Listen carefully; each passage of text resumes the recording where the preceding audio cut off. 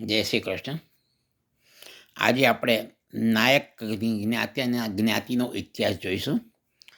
લગભગ 14મી સદીમાં અલાઉદ્દીન ખિલજી એ કનોજ ઉપર ચડાઈ કરી અને ત્યાંથી ઊંઝા બાજુ આવ્યો. ઊંઝામાં એણે ગંગાબેન નામની પટલાણીની દીકરીની રૂપની બહુ જ વાતો સાંભળી, એટલે એણે ઊંઝાની ભાગોળમાં પડાવ નાખ્યો અને એના સૈનિકો એ ગંગાને પકડી લાવ્યા. એટલે ગંગાના પપ્પાનું નામ હેમાળાભાઈ, એટલે હેમાળા પટેલ એ એમના ગોર અસાઈટ ભાઈને મળ્યા, અસાઈટ ઠાકર, અને એમને વિનંતી કરી કે કોઈ પણ હિસાબે તમે મારી દીકરીને લઈ આવો. હવે આ જે અલાઉદ્દીન ખિલજી છે એ રજપૂત દરબાર અને સરદારોને સાથે લઈને આવેલો, અને એ બે જણે ભેગા થઈને પાટણ પર હુમલો કરેલો. એટલે અસાઈટ ઠાકર મહાદેવજીનું નામ લઈ અને અલાઉદ્દીન ખિલજીના પડાવમાં જાય છે અને ત્યાં જઈને વિનંતી કરે છે. એનો રાગ બહુ સરસ હતો, એટલે બહુ સુંદર ગીતો ગાય છે અને રાજા પ્રસન્ન થાય છે. એટલે રાજાને કહે છે કે તમારે ત્યાં જે તમે છોકરી ઉઠાવી લાવ્યો છો એ છોકરી મારી છે, એ દીકરી મને પાછી આપો.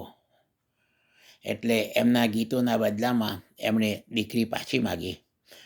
તો સરદારોએ એમ કહ્યું કે સામાન્ય રીતે ભારતના બ્રાહ્મણો, હિન્દુ બ્રાહ્મણો બીજા કોઈનું ખાતા નથી, એટલે અસાઈટ ઠાકર અને ગંગા બે જો એક થાળીમાં સાથે જમે તો આપણે એમની દીકરી પાછી આપીએ.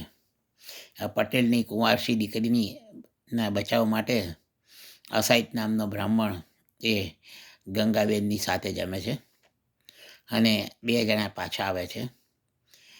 ત્યારે ઊંઝાના પટેલો ઘણી બધી જમીન એમને દાનમાં આપે છે અને આજની તારીખમાં પણ એ જમીનના લેખ પણ બોલે છે.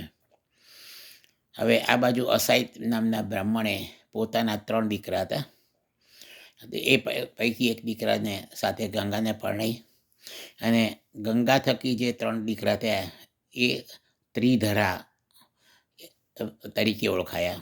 અત્યારે અપભ્રંશ થઈ અને આપણે તરગારા કહીએ છીએ, પણ તરગારા એવી કોઈ જાતિ છે જ નહીં. ત્રિધરા નાયક, મા પટલાણી અને બાપ બ્રાહ્મણ. બ્રાહ્મણો પહેલાં સંસ્કૃતમાં રામાયણ ને બધું કરતા હતા. આ બ્રાહ્મણ બાપ અને પટલાણીના દીકરા એ ગુજરાતીમાં ભવાઈના રૂપમાં એ જ રામલીલા કહે છે. પણ આટલું સાંભળ્યા પછી હવે પછી કોઈ પણ દિવસ બ્રાહ્મણ કે પટેલ એ નાયકને ઇગ્નોર નહીં કરે. જય શ્રી કૃષ્ણ, જય અંબે, જય માતાજી.